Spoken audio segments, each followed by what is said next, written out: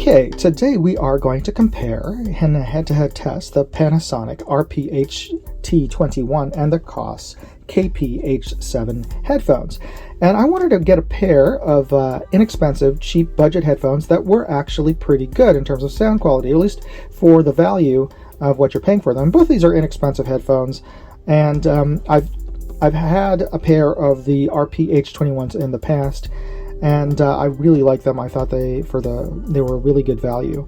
And I was looking for on-ear headphones. Now, these are a little bit of an older style, smaller headphones that rest on your ear, but leave both the front and back in general open to the air and the sound around them. Now, they have become rather unfashionable of late. Most people prefer to have in-ear earbuds or over-the-ear, fully enclosed or closed cup headphones, just for the sound isolation, to get a richer sound as well as a stronger bass. So that's the reason why you see less and less of these. But there is an upside, a benefit to having these type of headphones, and that is if you have kids, like I do, in which case when they are wearing their over-the-ear headphones, it is so much easier for them to just ignore, or unintentionally or intentionally ignore you when you're calling them, because they honestly or claim to not hear you. So that's the reason why I wanted to get these on-ear headphones, which allow a little bit more of the ambient sound around them to come into their ears. So just looking at the specs, I can immediately see that the Panasonics have a much broader, a wider bass frequency response, including the bass, which goes down to 16 hertz.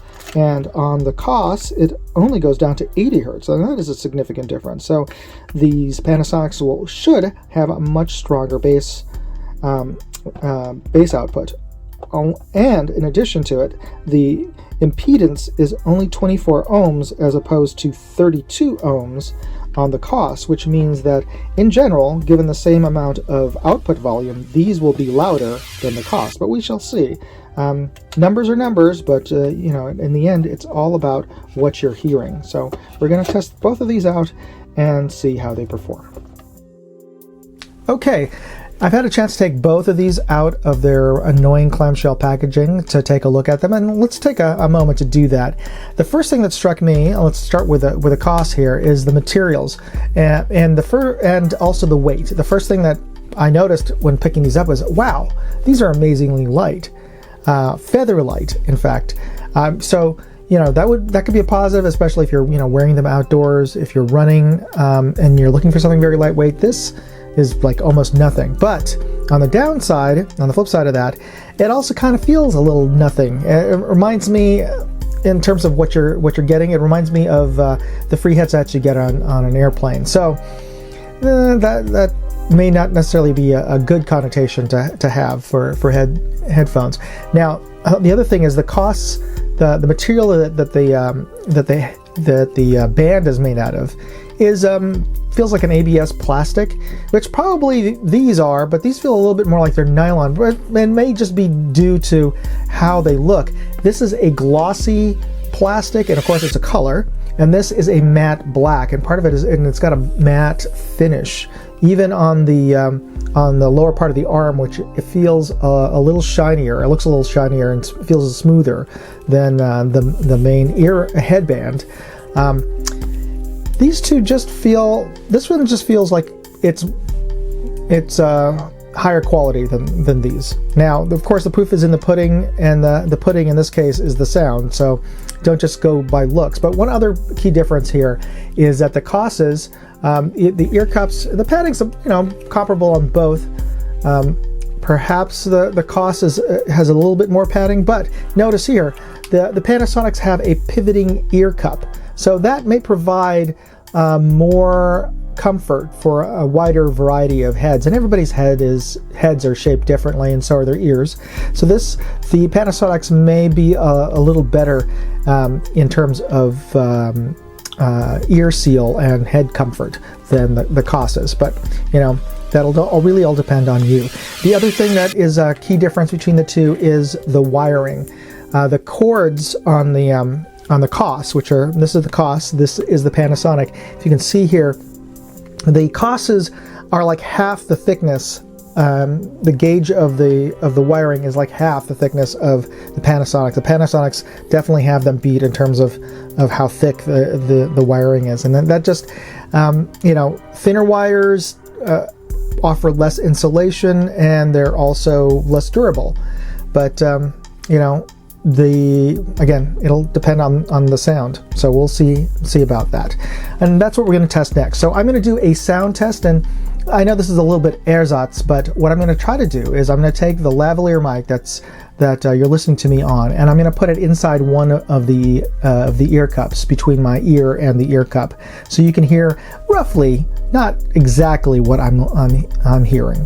And I'm going to be playing my own sound mix of 4 different genres of music, just to get a sense of how these headphones respond to different types of music. And I'm gonna have them at full volume, just so we can pick up as much of the differences between the two. All right, so let's start with that.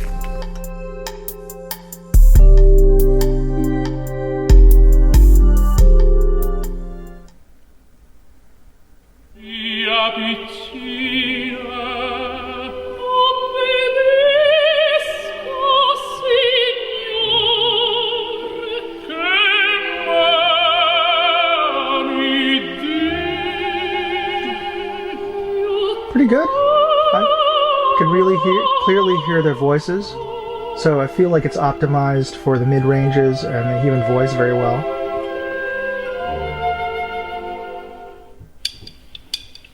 And I could pick up the little the amp hum at the beginning, so that's good that it picked up those little details on this song. And I can hear the strumming. Is it getting better? The finger. The picks on the strings.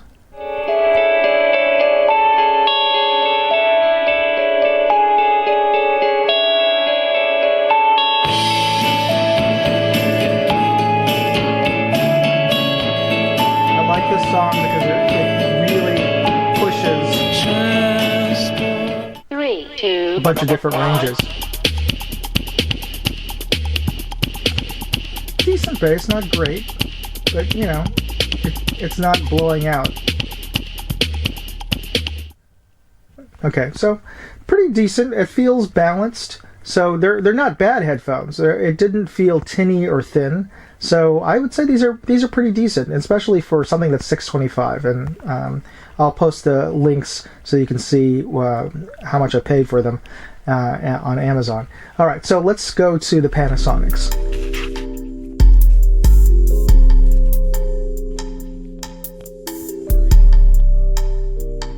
Even though these have more adjustment options, the Kosses did feel much more snug around my head. But yeah, let's see what they sound like. Oh. Definitely louder, and I can really hear the plucking of the bass, the standing basses, and the cellos. The strings. Much more so than the Kosses.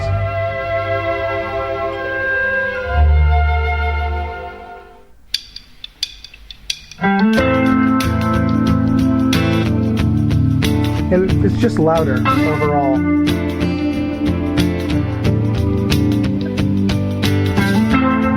Is it getting better?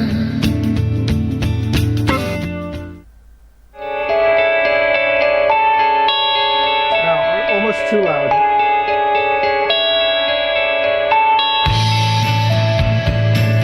Yeah, this is almost too loud. I'd want to pull down on the volume. 3, 2, 1. Oh. Definitely hear the bass on this one. Wow, it's like night and day between these two. Okay, so let me put the lavalier back on. All right, so we've had a chance to listen to both of these, and hopefully the mic picked up the differences as noticeably to you as they were to me. And to me, the Panasonics clearly outclassed the Koss. Now, It's good to know that the specs that they listed were accurate in terms of our expectation here was that these were going to have a much bigger bass response and be louder, and that bore out to be true. But the Kosses weren't necessarily bad. They were actually pretty good in terms of having a very balanced rendering of the sound. And not being as loud as the Panasonics isn't necessarily a bad thing. Remember, the whole point of this exercise was to find a good set of headphones for my kids, and I'm definitely giving my daughter these. Not that I don't like her listening to bass, it's just that at one point when I was listening to my speaker test mix, it actually got uncomfortably, almost painfully loud with the Panasonics, whereas at the same volume level, it never got that loud to be painful with the Kosses. So I feel much more comfortable that my daughter will not be harming her hearing with these. So, okay, so enough about kids and being responsible parents. The difference between the two isn't really that huge, percentage-wise perhaps, but it's really just $2.75 between the two of these. They're both under $10, so very good value on either case, so depending on your criteria.